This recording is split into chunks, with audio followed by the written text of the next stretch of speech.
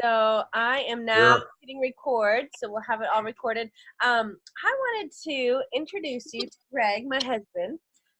Greg, with your son in the background. Yeah, so if everybody wants to mute themselves, we can definitely have the chat on this side, and Greg's going to ask you to do thumbs up and thumbs down, shake your head, that sort of thing.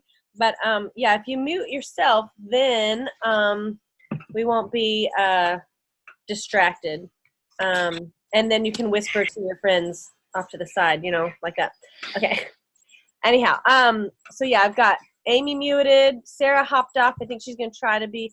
Bob, I'm muting you myself. Okay, sounds good. So I wanted to start off real quick to tell you that this is Greg, and Greg's job is he's the chaplain at Asbury University. So I feel like he works with a lot of people in student life, and they've been uncovering quite a bit about the Enneagram for almost, it feels like a year, but maybe for like 2 years. Okay, for 2 years, yeah. So so he's gone through lots of training, and so I felt like he would be better to talk to you about all of this than myself.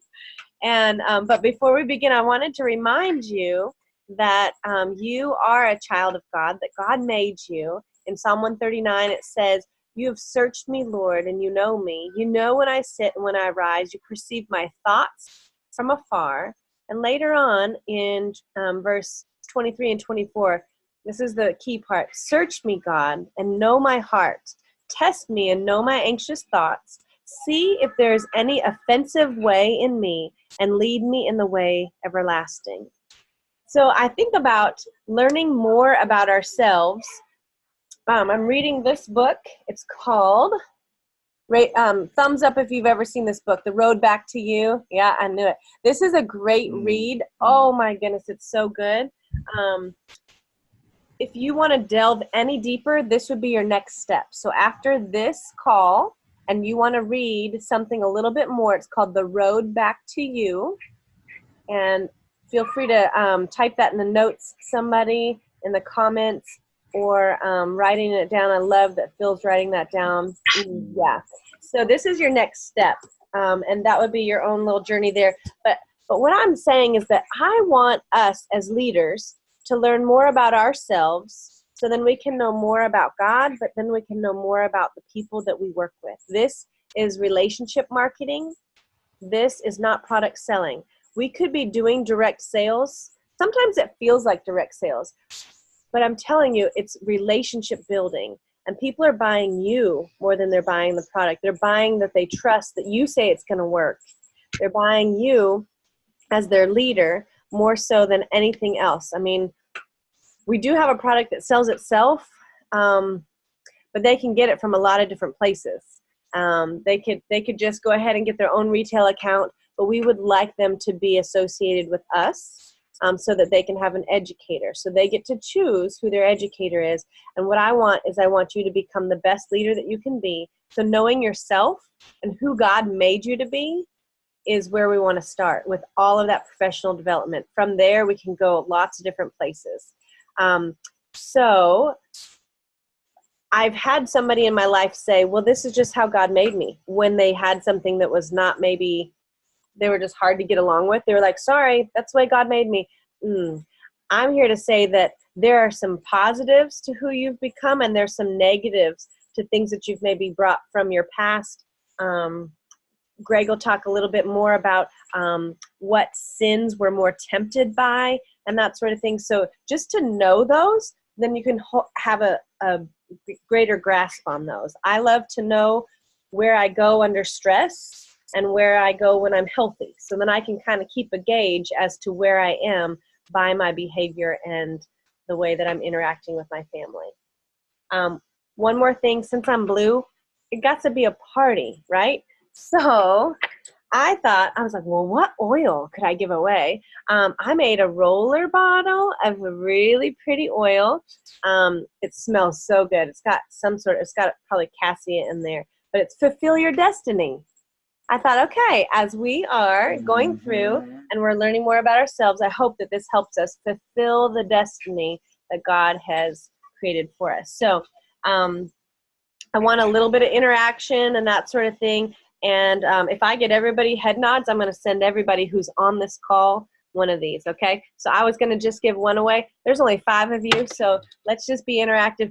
Give them lots of smiles. I hate it when I'm on Zoom calls, and I feel like people are like, or they even put that thing where it says that this thing, watch, where it stops the video. Oh, I can't stop my video. That thing. That is just rude. That is just rude. Nobody should do that, okay? Anyhow, so, all right, there we go. I would love to give you all a fulfill my destiny roller bottle if you can just be really kind to him. Like she's worried about me. But somebody gets to win a bottle. That's what it all comes down to. A roller bottle. A roller bottle. I love it. Split and so Jen was just kind of guessing back. Like, Amy, you said the last year that you've enjoyed the Enneagram. I'm thinking it's been much longer, because even as I look at Sarah and Will were over at our house. And how long ago was that? Man, I still remember that chocolate cake she brought over. Yeah, I'm still working those calories off. I think that must have been 2 years ago. And Sarah and Will were at our house just so we could have dinner and talk about the Enneagram, because Will loves up and devours books about the Enneagram. Lots of head nods. Yeah, so, Sarah. yes. And it was definitely on some staff development that I first dived in and have gone through a couple of different workshops on the Enneagram. But this is my first time to really teach through it. And so as best as I could for tonight, I want us to hit like on 4 or 5 like kind of core big pieces of the Enneagram, and hopefully expose a little bit more for what each one of you know. And I'm going to have Jen kind of remind me, since we now know who all has landed on the call. So Bob's a 7, and Jim's a 2, and Greg's a 7, and Alita is a 2. 2, Alita, that's right. And then Phil's a 7. Okay. Hey, guys are keeping it straight here. We're all 7s, man. Okay. Christy's iPhone is on there, and she is a 9. And Amy, sweet girl, is a 2-wing 3, just like me. Okay. And then Megan just texted. She said she's getting on, and she's a 9. Okay. This will help keep us focused a little bit more and not having to go off onto some other areas of the Enneagram, so we can stay closest with who's represented here. And earlier we were already talking about some of the popular personality tests that we've all been down that road. Myers-Briggs having such long popularity, and Alita and Phil, you mentioned the DISC test, and the Strengths Quest, the Strengths Finder has been a very popular test over the last probably 10 to 15 years. And I've never even taken the test that names people like Golden Retriever and all that. And the colors, I a beaver, don't know what color I am. All the animals. Oh, yeah, the colors. That's huge in Young Living. Okay. Jacob Adamo did those. Okay. But I have loved the Enneagram. And so I don't think that the Enneagram, where I think it's different is, I don't think it's just a momentary hype like some of the other personality assessments have had over the last few years. I think some of the ancient roots of the Enneagram really make it, in some ways, most informative. Like Bob's waving. Who am I missing behind us? Don't worry. Just keep going. Don't worry. Just keep going, babe. Okay. He's waving at Megan, I think. Okay. Yeah. Oh, I just lost a few notes in front of me. Hey, sweet girl. Megan, we just divulged your weakest link, your weakest, your greatest sin. I'm just kidding. She is a number 9, and Christy is so glad that she's not the only number 9. So Christy said, "Oh, yay!" Anyhow, okay, keep going. So it's an ancient test, and it's different than all the others that you've probably taken before. So one of the big places that I want to try to leap off, Jen and I just had this discussion the other day, how much can we use the Enneagram with our kids, which we really enjoy. The Enneagram helped us understand our middle child in ways that nothing else could have. But one of the people that I enjoy reading on the Enneagram named Richard Rohr, he talks more about, like, especially for those of us represented in this circle, our journey into adulthood means that in our 20s and 30s, we live kind of in the strength or the ego strength of like what's natural for us, you know? Sevens, I mean, we just kind of enjoy this adventure and we kind of live in that ego strength. But there comes a stage when we reach the end of our 30s and get into our 40s where we also kind of have to face the parts of ourselves that we've like propped up and we've made look good. And we know that there's a dark side of that coin. There's a backside to it, that if we have these strengths that we've lived into, we've also had something negative that we default to, and that is a stumbling block or a hurdle, or what we as Christians say often has a sin root to it. And so I think that's one of the biggest pieces that the Enneagram offers in different ways and in more revealing ways than any other assessment. And so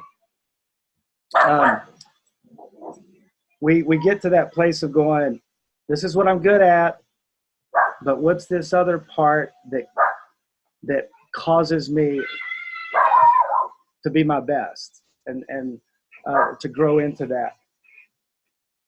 I love the way that Richard Rohr says something about how much our Enneagram number actually goes through our head.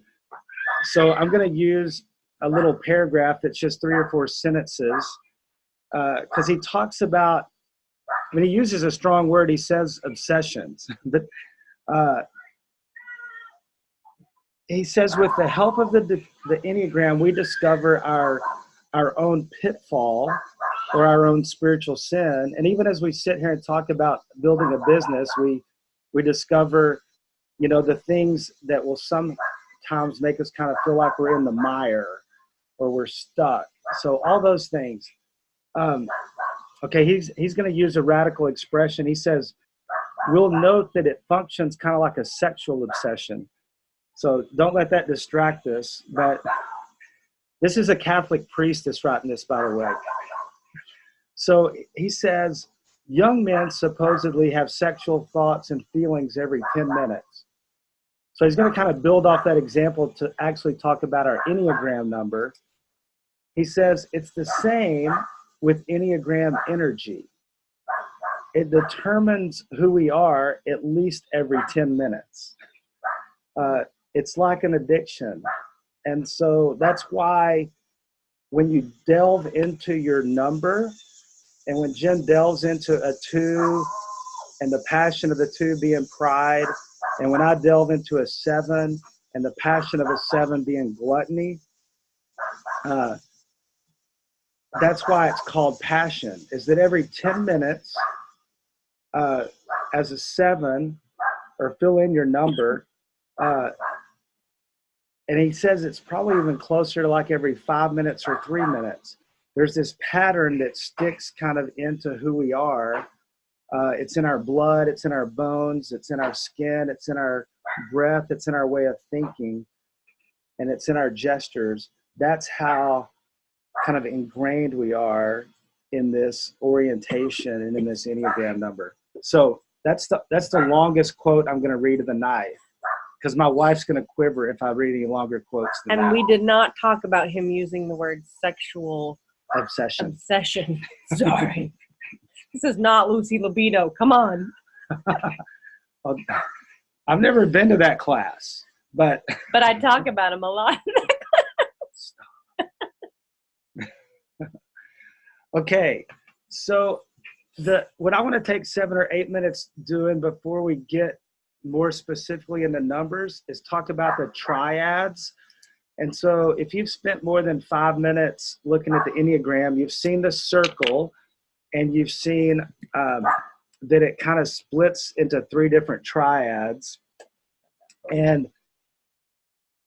go ahead. Okay, I'm going to back up a second before I get down into the specifics of the triad. So I don't know if you can see it. So there's a darker color and a lighter color and then a really light color. So you can see the numbers are split. There's 9 numbers and they're split into 3 groups. Okay. So the Enneagram defines its non-human types on the basis of at least of the 9 traps or the passions or the deadly sins, and we hit on 2 or 3 of those numbers. Another way to understand these is they can kind of be understood as emergency solutions. And if you dig deeper into psychology, you start going back into some of those places of where in early childhood did we develop these patterns, and come into terms with our environment through particular patterns. So because it's those patterns that we kind of developed as this is what's necessary for survival. These are just natural ways that we live them out. And so the older we get, the more clearly that they turn into this, the emergency for which what we're working at improving is how do we get redeemed from going to these emergency solutions, and we end up going to healthier solutions. That's what we'll get into more in the next 10 or 20 minutes. So I talked about us going into these, the triads. So we have 2 people that are 9s. And so the first triad we're going to talk about is what we call the gut triad. So people who are 8s, 9s, or 1s are all part of the gut triad.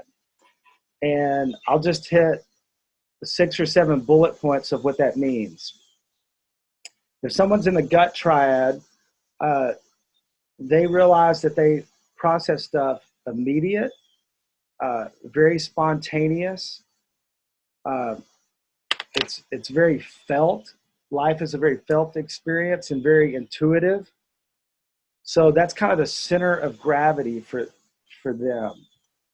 In a new situation, someone in the gut triad will first say, "Here I am, deal with me." Or they might say, "How come I'm here?" They immediately kind of want to know their purpose in the situation, in the moment. What are they going to contribute? People in the gut triad are concerned, even if it's unconscious, they're concerned with power and justice, and they have to know who is in charge. Any thumbs up from, I can't remember, Megan's a 9. You give us any thumbs up if you're resonating with this, and this is a number. In here it talked about how when you walk in a room, when you, I don't remember which number it was, but it was in the gut triad. When you walk in the room, you kind of are looking to see like, okay, who's the one in charge? Who's the most powerful? Like kind of checking it out, almost jockeying for like, where do I stand in this? So a couple more things. They, in the gut triad, they're mostly direct. They are openly aggressive, and they demand their own territory. How can that be with a 9? Because they're a peacemaker. Well, that's where some of these are a little bit generalities that our number will help us drill down into some more complexity for each number.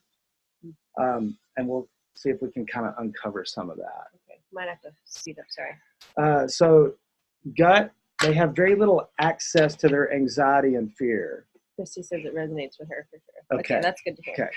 And I think Megan gave a thumbs up just about looking for who's in charge. Okay. Outwardly, people in the gut triad, they strike most observers as self-confident and strong. So that's kind of the outward appearance and how other people say they first perceive people in the gut triad. Inwardly, they are tormented by moral self-doubts. Is a common experience in the gut triad. Megan's shaking her head on that one. Okay, I'm gonna move to the next triad, which we call the heart triad. And so it continues around the circle. So it would be the 2s, 3s, and 4s that are in the heart triad. And we would say their center is emotions. The emotional center is where they kind of live.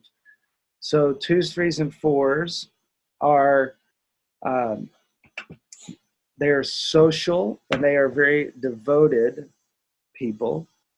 Their energy moves toward others in the direction of other people. So heart types is an interesting naming, and this is what's a little bit like counterintuitive about it, since they have no genuine access to their own feelings. So we'll try to put a little bit more handle on that, because heart types, 2s, 3s, and 4s, they experience themselves in reaction to the feelings or behavior modes of others. And that's how they experience themselves, is how are others responding to them and reacting to them. What do you think, Lolita? Are you saying yeah? Feels at least good, yes. Her.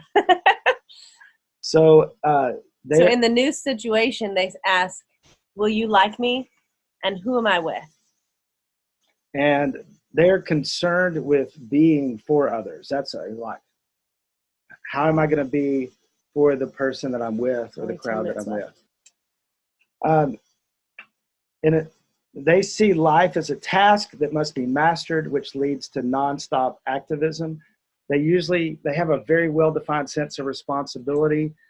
They are inclined to conform, to lay claim to attention and a place for themselves.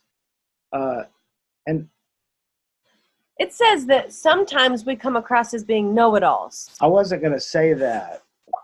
Okay. But that's what the book says. Okay.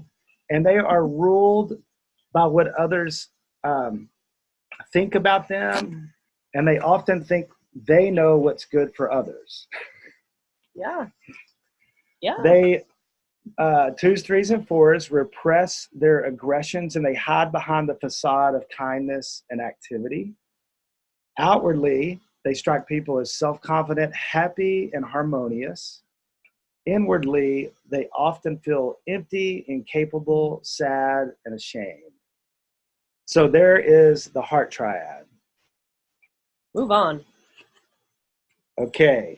The head triad, 5, 6, and 7s, Phil, Bob, and myself, all the men that are present. The mental center is where we live, can be described as self-preserving or withdrawn types. Aversion types is another. Bob, I have a tough time dealing with that description, but digging down, it can make a little more sense. In every situation, the head type's first step is backwards in order to reflect. We take a step back. In every situation, they first want to see their way. We say, where am I? And we say, how does it all fit together? Those are the questions we're asking. They have a sense for order and duty. Head types seem to have few needs. And because of the few needs that we have, Bob says thumbs up, we often leave room for others. So we're good at making space for others to step in and talk and involve us. So head types often ask themselves, am I dependent? Am I independent? Head types go about their business very methodically, and outwardly, they often seem clear, convinced, and clever. Inwardly, they often feel isolated, confused, and meaningless. Bob's like, nah, not me.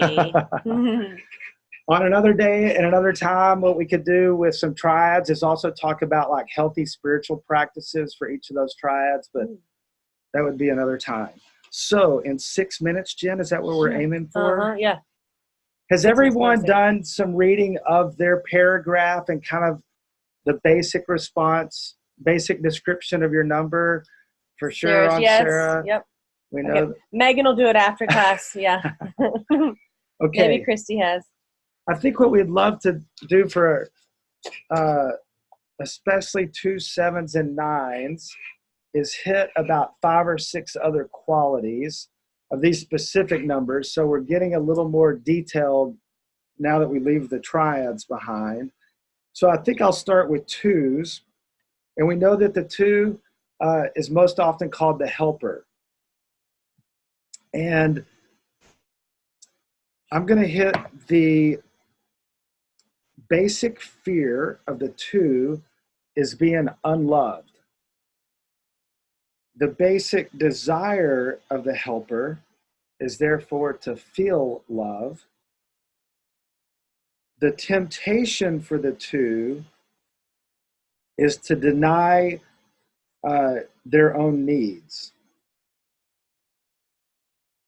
And the vice, we mentioned it a few minutes ago, the vice or the passion for the 2 is pride, which is a little intriguing because of the helping, but it's that I want to help you so I feel good about myself, or that I maybe even get appreciated and get a pat on the back, or maybe even they announce my name in lights because I helped you.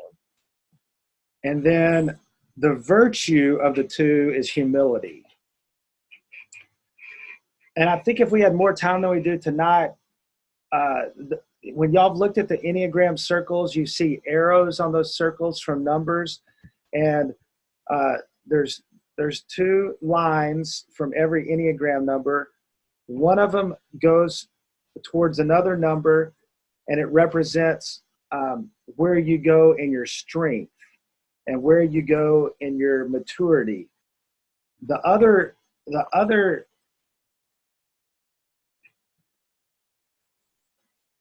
I got it? Yeah, keep going, Ben. The other line off your number goes towards what we say is disintegration, or where you might go in immaturity, or where you would go in stress. And so for 2s, it would be towards a 4 in security and towards an 8 in stress. All right, I'm going to move to 7s with Bob and Phil in mind. We're most often called the loyalist. We've often been called the enthusiast, and sometimes we're called the generalist. You know, we might have that feeling of jack of all trades and master of none. The basic fear for the 7 is being trapped in pain and deprivation is our basic fear.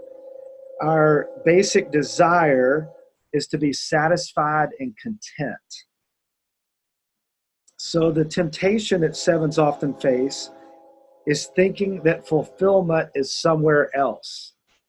If I'm not content in the situation I'm in, then I need to move to the next thing. I need to find the next adventure, the next activity, and find contentment somewhere else. So our vice or our passion, I mentioned a while ago, is gluttony. So, you know, we think very practically about overeating and gluttony, but when we use that more metaphorically, it's like a gluttony, gluttonous with experiences and adventure and moving to the next thing. Our virtue is sobriety, so being of sober mind. And in security, we move towards the 5, which is called the researcher. So it means in security, we're more focused. In insecurity, we move towards the 1 when we're stressed. I'm going to stop there, and I'm going to move quickly to the 9s and talk about the peacemakers. And we're looking at Megan, and who else was a 9? Christy. And Christy's a 9. Okay. So peacemakers, the basic fear of the peacemaker. Sorry. Bob's talking about gluttony. He's saying they just had a giant candy bar. Okay, keep going.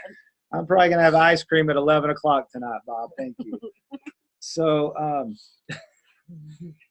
the basic fear of the peacemaker is loss, fragmentation, and separation. The basic desire for the peacemaker is wholeness and peace of mind. And then the temptation is avoiding conflicts, avoiding self-assertion. And then quick. the sin is sloth, so disengaging. And then Just giving up. The virtue is action. When a 9 is finding security, they're moving towards the 3, who is the achiever. And when the 9 is in stress, they're moving towards the 6, who's called the loyalist. There's the quick overview. It's about to do this, and there's so much more. I don't know how we could do it in 40 minutes. So I do wonder if we'll do a part 2. I'm so sorry. And I'll get back to you about our next time, which will be in September, that we'll meet together. And we will Zoom call it, or we'll Facebook Live into our group, whatever we end up doing. I've got a couple of ideas, and I'll toss it around in the group. So, guys, thank you so much for coming. And Megan says, good job, thank you. And I'm sending one of these to everybody on the call. So we got 1, 2, 3, 4, 5, 6 people that are going to get one of these in the mail, or I'll drop it off because I would love to get a hug as